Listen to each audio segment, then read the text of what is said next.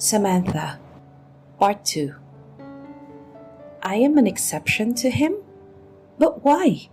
I don't get it. Kaya muli akong umayos sa pagkakaupo at tiningnan ulit siya ng seryoso. Gusto kong alamin. Gusto kong marinig ang paliwanag niya. Why? Maikling tanong ko at halos mapugto ang hininga ko nang lumapit siya sa akin.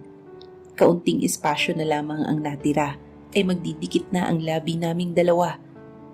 Drake, I'm asking you, why am I the only exception? Muli kong pagtatanong, pero mariin lang siyang tumitig sa akin at lumipat ang titig nito sa mga labi ko. Hindi ko alam, pero kinakabahan ako sa mga titig na binigay niya sa akin. Can I kiss you, wife? Halos lumipad ang utak ko sa naging tanong niya. Umawang ang labi ko sa gulat at hindi makapaniwala na nakatitig sa kanya. Gosh, what are you saying, Drake? Imbis na sagutin niya ako, ay ito pa ang ginawa niya. Ano? Naputol lamang ang sinasabi ko nang maramdaman ko ang malambot niyang labi sa labi ko. Nanlaki ang mata ko. Nanlalamig ang katawan ko. Parang tumakas ang kaluluwa ko, miski ang tibok ng puso ko ay bumilis. Hindi ko na alam kung ano ang nangyayari sa paligid ko. Masyado akong lutang sa ginagawa ngayon ni Drake. Ang kanina niyang magaan na halik ay mas lalong lumalim. Kahit anong pagpipigil ko ay nararamdaman ko na lamang ang unti-unti kong pagtugon sa halik niya. This is the second time that we kissed. Ang una ay noong kinasal kami. Ang pangalawa ay ngayon. Kahit magkadikit na ang labi naming dalawa, ay naramdaman ko naman ang pagngiti niya. Hindi ko alam kung ano ang sumanib sa akin at tumugon ako. Kasal naman kayong dalawa, Gabriela. Anong masama dun? Pero arranged marriage lang yun at hindi mo alam kung ano ang nararamdaman sa'yo ni Drake. Pull yourself together, Gabriela. Push him away. Akmang itutulak ko na sana siya, pero naramdaman ko na lamang ang pagkawala ng labi niya. At dun ay natauhan ako. Umakyat yata lahat ng dugo ko sa katawan papunta sa pisngi ko. Ramdam na ramdam ko na rin ang pagpula ng pisngi ko. Why did you kiss me? Mahina, ngunit hindi ko na mapigilang tanong. Nakita ko naman ang pagsilay ng maliit niyang ngiti sa labi niya, sabay haplos ng pisngi ko. Because you're my wife and I can't stop myself from kissing you. You are irresistible, Gabriela. You are so beautiful. Habang sinasabi niya ito, ay malalim ang pagkakatitig niya, dahilan para magwala na naman ang puso ko sa narinig. Hindi ko alam kung paniniwalaan ko ba siya o hindi. Ang hirap niya talagang basahin. Drake! I shouted when he kissed my neck and hugged me tightly. Kulang na lamang talaga ay mahimatay ako sa ginagawa niya ngayon. Nakadrugs ba ang lalaking to ngayon? You smell so sweet, my wife. Good night. Have sweet dreams. Pagkatapos niyang sabihin yun ay dahan-dahan siyang umalis sa pagkakayakap at tumabi sa akin. Naramdaman ko pa nga ang mabilis niyang pagnanakaw ng halik sa akin. Nang patayin na niya ang ilaw sa side table, ay nanginginig ko namang hinawakan ng labi ko. Hanggang ngayon ay nararamdaman ko pa rin ang mga labi niya. His lips are so soft and sweet. I admit. Pero nagtataka ako. Bakit niya ginawa yun? Because we're married? O baka trip niya lang ako? But whatever it is, I hope it will not harm me in the future. That's why I need to always let my guard up. Hindi ko naman alam kung ano ang binabalak ni Drake. Dapat ay maging handa ako parate. Baka kasi maramdaman ko ang hindi dapat maramdaman. Mahirap na, baka matalo lang ako sa dulo. Kaya bago ko tuluyang ipikit ang mata ko, ay nag-remind muna ako sa sarili ko. Don't let yourself fall for him, Gabriela. Don't. Nagulat na lamang ako sa paggising ko. Pagbaba ko kasi sa kusina ay nakita ko si Drake ang nagluluto. Nakapangbahay siya ngayon at naka-apron ng maroon. Hindi ko alam pero napangiti ako sa nakita ko. Good morning! Ako na ang bumasag sa katahimikan kaya mabilis siyang tumingin sa akin at ngumiti. Dahil sa ginawa niyang yun, ay muli na namang nag-react ang puso ko. Heart, kumalma ka. Huwag kang malandi dyan. Good morning, Gabriela. How's your sleep? Malambing niyang pagtatanong at nakita kong hininaan niya ang kalan sabay lapit sa akin. Nagulat naman ako nang ipalibot niya ang dalawang braso niya sa bewang ko. Ako naman ay halos nanlalambot ang tuhod ko.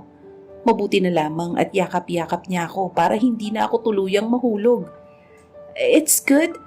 Wala ka bang pasok ngayon? Pang-uusisa ko at nagpasalamat naman ako nang umalis siya sa pagkakayakap sa akin at muling bumalik sa niluluto niya. Rest day ko ngayon. Ikaw? Balik naman niyang tanong kaya tumabi ako sa kanya at nanubig ang bagang ko nang makita ko ang niluluto niya. Wala. We're the same. Rest day ko ngayon. Nakangiting sagot ko kaya napatango naman siya. That's great. Pagkatapos kasi natin kumain ay may pupuntahan tayo. Anya, kaya napatitig ako sa maaliwalas niyang muka. 3 linggo na ang nakalilipas simula ng ikasal ako sa kanya. At sa 3 linggo na pagsasama namin ay nakikita ko ang tunay na Drake. Kung sa camera at magazine ay seryoso siya, pero pagdating dito ay palagi naman siyang nakangiti at tumatawa. Maybe he's good at pretending when he's in the public places. Kaya siguro nasasabihan din siyang misteryoso.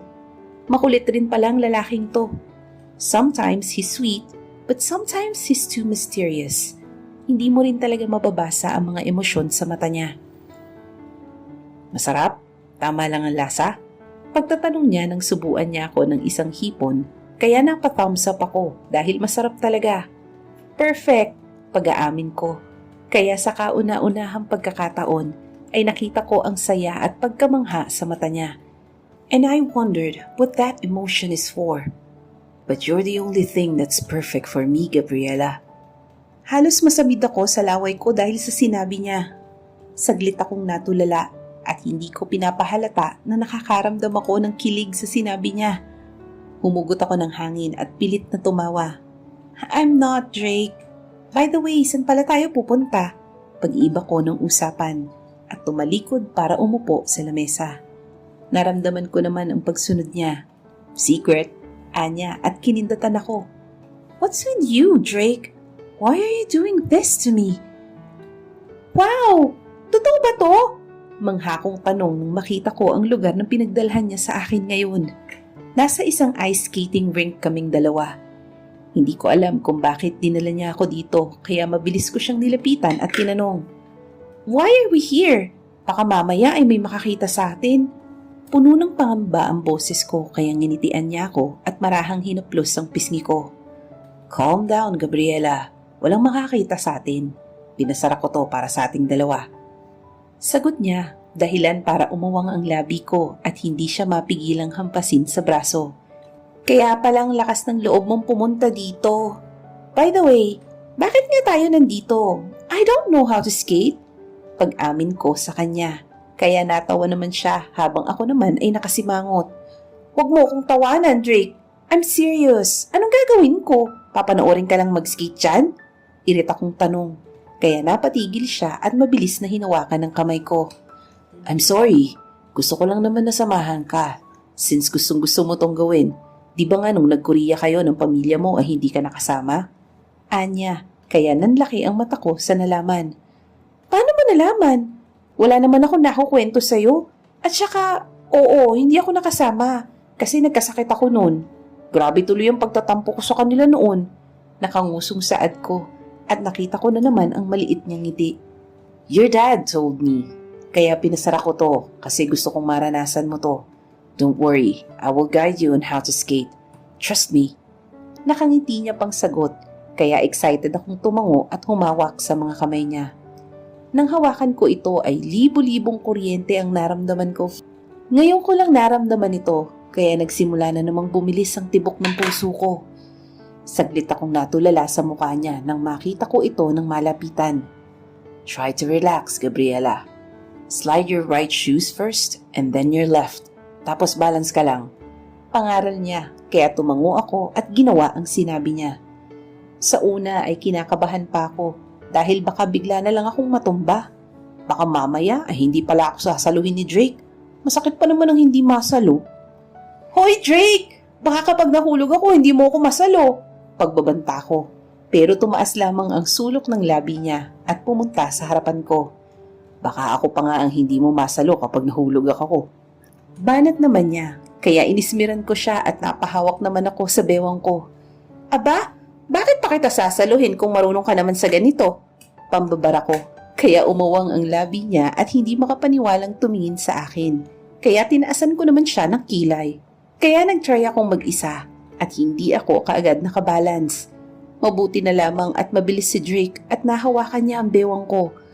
Dahil sa nangyaring yun ay sabay kaming natawa. Habang tumatawa siya ay pinagmamasdan ko lamang siya.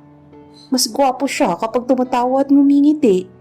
Kaya ang sarap niyang pagmasdan kapag ngumingiti kasi ang aliwalas ng mukha niya. This is the first time I saw you laughing. Hindi ko na mapigilang sabihin kaya tumigil siya at tumitig sa mga mata ko. It's all because of you.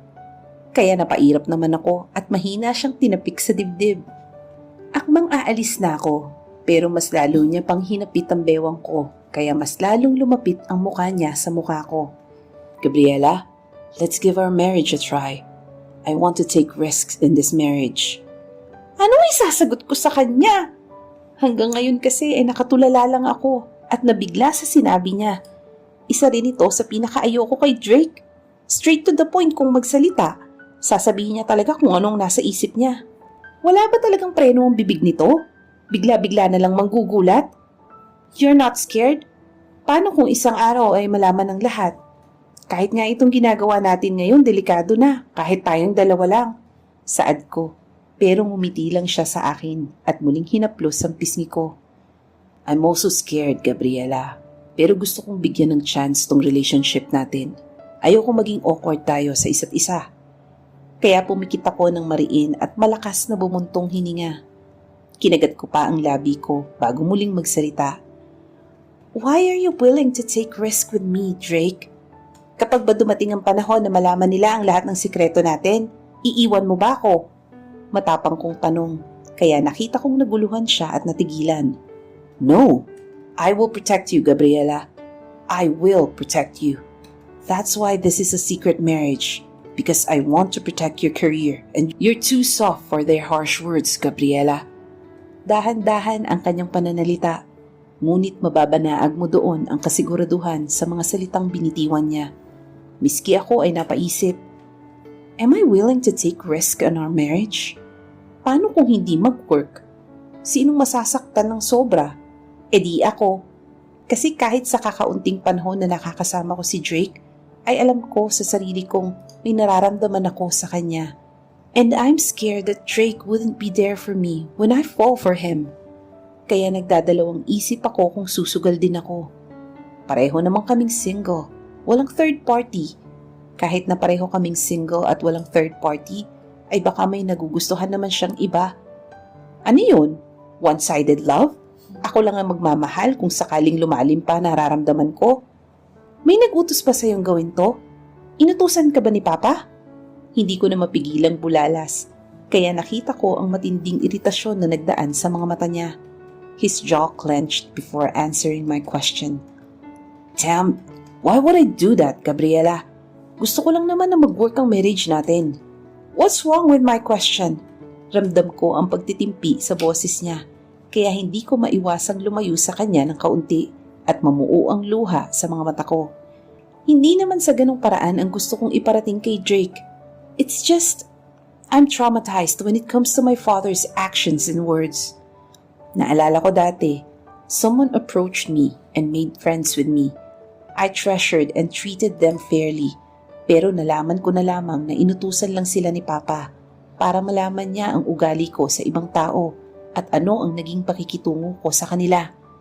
Because of that, when someone approaches me and does something good for me, I always ask them if my dad is involved. That's the reason why I don't trust someone again. Because of my dad, I'm scared of trusting someone again. I'm sorry, I didn't mean to offend you, Drake. It's just, I'm scared that my dad is involved again in this kind of stuff. Because of him, I'm scared that someone will break my trust again. Mahinang saad ko, at doon ay tuluyan na akong humikbi sa harapan niya. Kahit nakakahiya ay ginawa ko yun sa kanya. Ilang taon ko na rin kasing itinatago ito. At sa kauna-unahang pagkakataon ay si Drake ang napagsabihan ko. Siguro ay naging komportable na rin ako sa kanya, maliban sa manager ko. Naramdaman ko na lamang ang pagpunas niya ng luha sa pisngi ko at ang magaan niyang yakap. Hindi ko alam kung ano ang sumapi sa akin at niyakap ko pa rin siya pabalik. For the first time in my life, I felt strange emotions when I hugged him.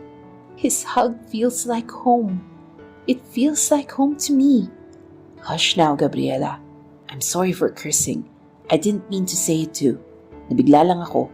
Tana. Walang kinalaman ng papa mo dito. This is my own decision, baby. You're safe with me. Calm down, Gabriela. You're safe with me. My tears automatically stopped when I heard those words from him. Nakakagaan ng pakiramdam. Nakakaubos ng lakas. Ang malakas kong hikbi ay biglang humupa. Ang takot na namumuo sa dibdib ko ay biglang nawala. Ang tensyonadong hangin ay biglang kumalma. At iisa lang ang nasa isip ko sa mga oras na to. I'm safe now. I'm safe with him. Siya lang ang nagpaparamdam sa akin ng ganitong pakiramdam. At natatakot na ako sa nararamdaman ko dahil lumalalim ito ng lumalalim. Kaya nang humiwalay ako ng yakap sa kanya ay mabilis akong ngumiti sa harapan niya. Dahil sa ginawa kong yun, ay tumaas ang kilay niya. Stop pretending that you're okay, Gabriela. Anya, kaya napanguso na lamang ako. Hindi nakatakas sa akin ang pagtitig niya sa labi ko at ang mariin niyang paglunok. And stop pouting your lips. I'm gonna kiss you if you do that again. Pagbabanta niya, kaya mabilisan kong inalis ang pagkakanguso ko at inismiran siya. It's okay kung hindi mo pa kayang sumagal sa marriage natin, Gabriela. Alam kong nabigla kita. I don't want to rush you. Gusto ko kapag tinanong na ulit kita, ay sigurado ka na. Ramdam ko ang determinasyon sa mga salitang binibitiwan niya, kaya hindi ko maiwasang humanga palalo sa kanya. Ayan ka na naman, Drake. Pinapalakas mo na naman ang tibok ng puso ko. Hindi na talaga ako magugulat kung isang araw ay tuluyan na akong mahuhulog sa'yo. Hindi mo na kailangang sabihin yan, Drake. Wala naman akong sinabing tutol ako sa sinabi mo. Ang inaalala ko lang ay ang career mo. You worked so hard to get to this position, Drake. At nang dahil lang sa akin at sa sikretong kasal natin, ay mawawala na lang ang pangarap mo. Paliwanag ko kaya natigilan siya at umiling. You're wrong, Gabriela. Kahit malaman pa nila ang pinakatatago kong sikreto, ay hindi na nila ako mawawala sa pwesto. I'm born for this position, baby. Mahanging saad niya at kinindatan pa ako, kaya inirapan ko siya sa ginawa. Sa bagay, your title suits you. Drake De Silva, the handsome billionaire. Nakataas ko pang kilay na saad at tumangu-tangu pa siya. Kaya nang maalala ko ang pinag-uusapan namin, ay muli akong sumeryoso at tumitig sa mga mata niya. Just like you, Drake, I also want to take risks in our marriage. Hindi ko man alam kung ano ang mangyayari sa susunod na araw, pero gusto pa kitang makilala, Drake. Let's work on our marriage. Matapos kong sabihin yun, ay taas noo akong tumalikod sa kanya. Whatever will happen, you must embrace yourself, Gabriela. Embrace yourself. So pumayag ka? Pang-uusisa ng manager ko, kaya marahan akong napatango.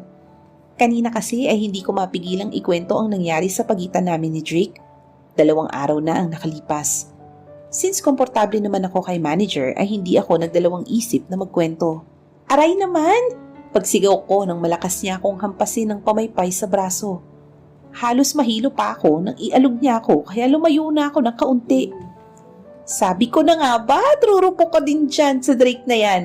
So, pagkatapos mong pumayag, anong nangyari?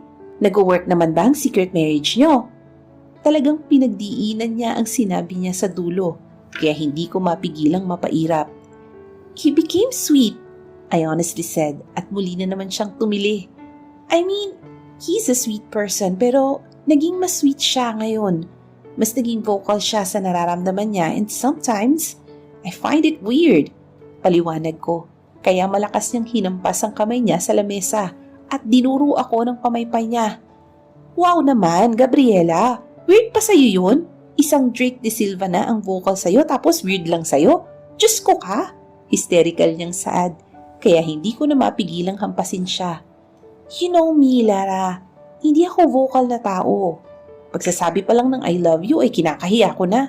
Ang pagpaparamdam ko pa kay Drake na gusto ko siya, sa tingin mo ay magagawa ko? Hindi ko mapigilang bulalas, kaya nanlaki ang mata niya at mas lalo pang kinilig. Ako naman ay napakagat sa labi ko.